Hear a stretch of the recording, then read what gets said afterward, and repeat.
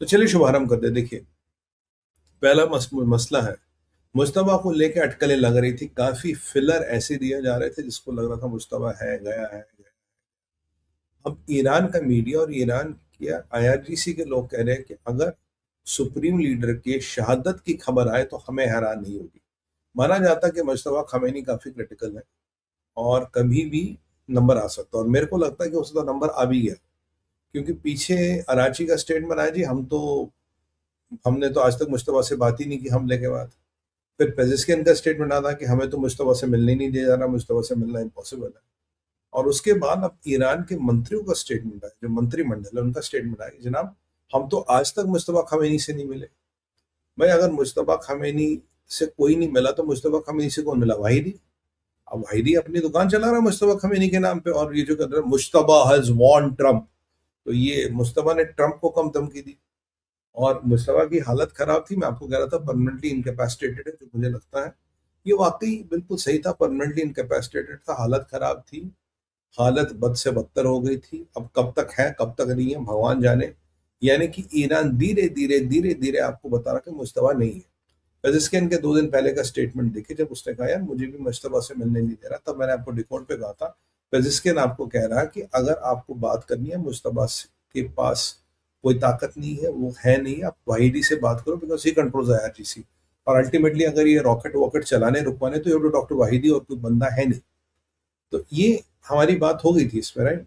तो अब जो चीजें सामने आ रही है, मेरे को ये भी लगता है कि हो सकता है मुश्तबा खमेनी फौत हो चुके हैं, मर चुके हैं, और ये अनाउंस नहीं कर रहे हैं। क्योंकि जब खमेनी तुरंत अटैक में मारे गए थे, इनको करीब 48 घंटे या 72 घंटे बाद इन्होंने कुछ अनाउंस किया था, वो गए। क्योंकि ये मुश्तबा का मरने का मतलब पावर स्ट्रगल, पैलेस इंट्रीग, लफड़े झगड़े, कौन पावर लेगा, मल्टीपल पावर सेंटर्स।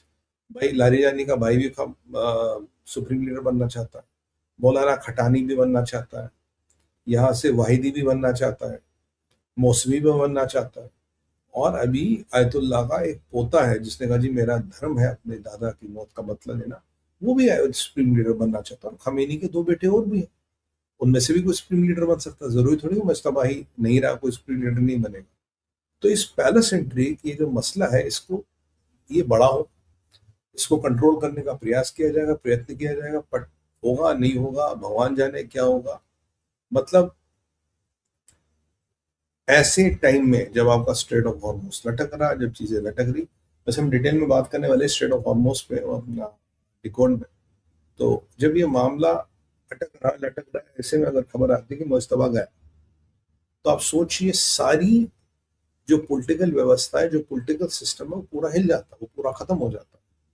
और ये इसराइल और अमेरिका के लिए अच्छा है, जितना पैलेस्टाइन ठीक होगा, जितना लड़ाई झगड़ा होगा उतना अच्छा होगा। और मैंने आपको पहले कहा था जो खमेनी में बात थी वो अब मुश्तबा में नहीं है। जब तक खमेनी थे तो one point of decision making, one point of decision, अभी तो कोई भी डिसीजन ले सकता, कोई कुछ भी कह सकता। आपको कोई भी सब्ज बाग दिखा सकता है, if you are stupid enough to believe that, then believe that, उसमें कोई कुछ नहीं कर सकता। तो ये एक बड़ा इंपॉर्टेंट मरहला, एक बड़ा अच्छा फेज और बड़ा ही निर्णायक फेज होगा ईरान के फ्यूचर के लिए। ये युद्ध का आउटकम क्या टर्न करे।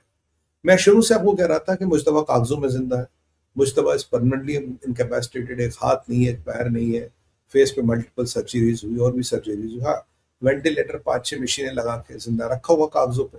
अब एक बार ऐसा होता है ना, मशीनें भी जवाब दे जाती है, तो मतलब अनफॉर्चुनेटली उसके लिए वो स्टेज आ रही है।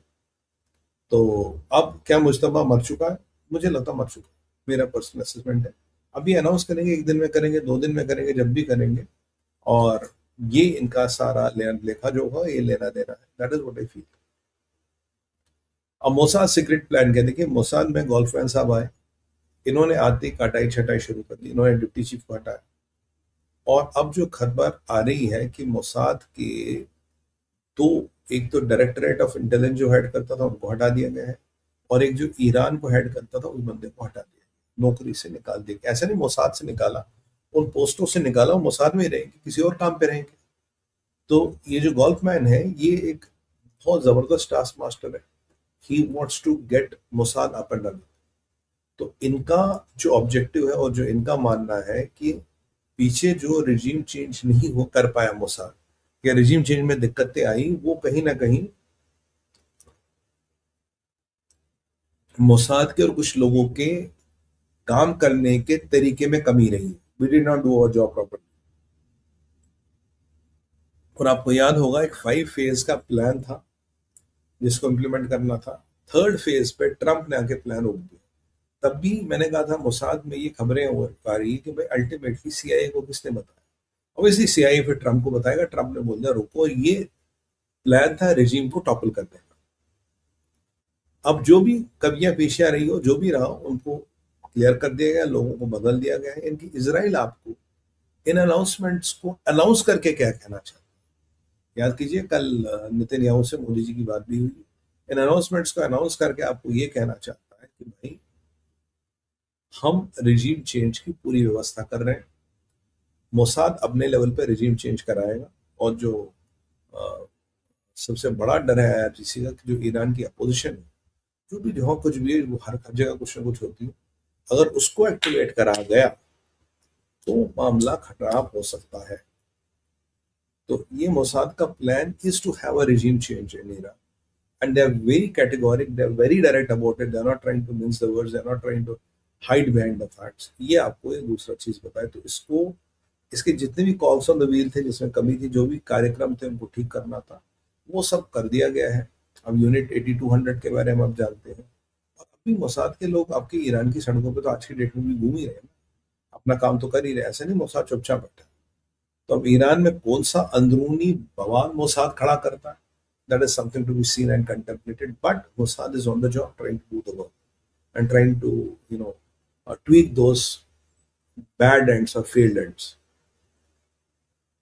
अब यहाँ स्ट्रेट ऑफ हॉर्मोस तो आते हैं हमारे तीसरे विषय पे। स्ट्रेट ऑफ हॉर्मोस तो साहब खुला नहीं, मामला हो रहा है खराब। मामला खराब हो रहा, और आपका आईआरजीसी खुल के कहता है यार स्ट्रेट ऑफ हॉर्मोस हमारा, हम ईरान के साथ हम बात कर रहे हैं, ओमान के साथ। ये ट्रंप बीच में क्यों मामा बन रहा? हम तो ट्रंप से बात भी नहीं कर रहे, हमारा ट्रंप से कोई लेना देना भी नहीं। Why is Trump trying to be the मामू इन बिटवीन? तो ट्रंप को बोलो इससे निकलो। अमेरिका का सो कॉल्ड प्रेसिडेंट बंदर की तरह घुस रहा है, इनका कहना है, मेरा नहीं, इनका कहना है। अब आईआरजीसी अपनी ताकत दिखाना चाहता है कि स्ट्रेट ऑफ हॉर्मोस पर कंट्रोल किसका है। अभी जो खबर आ रही है, स्ट्रेट ऑफ हॉर्मोस में 2 शिप्स को फिर हिट कर दिया गया। अब एक शिप को हिट कर दिया गया यमन के पास। अब जो स्ट्रेट ऑफ हॉर्मोस में 2 शिप हिट हुए हैं, ये ग्रीक के शिप है। ग्रीक के शिप है, इनमें ग्रीक फ्लैग शिप्स थे और इनको हिट कर दिया गया है। एक्सटेंट ऑफ डैमेज जानो माल का अभी पता नहीं है, पर काफी क्षतिग्रस्त हुए। और जो यमन वाला वो भी काफी क्षतिग्रस्त हुआ, उसको तो खैर हुतियों ने हिट कर लिया। तो यहाँ आपको आईआरजीसी ये बता रहा कि हु इज द बॉस,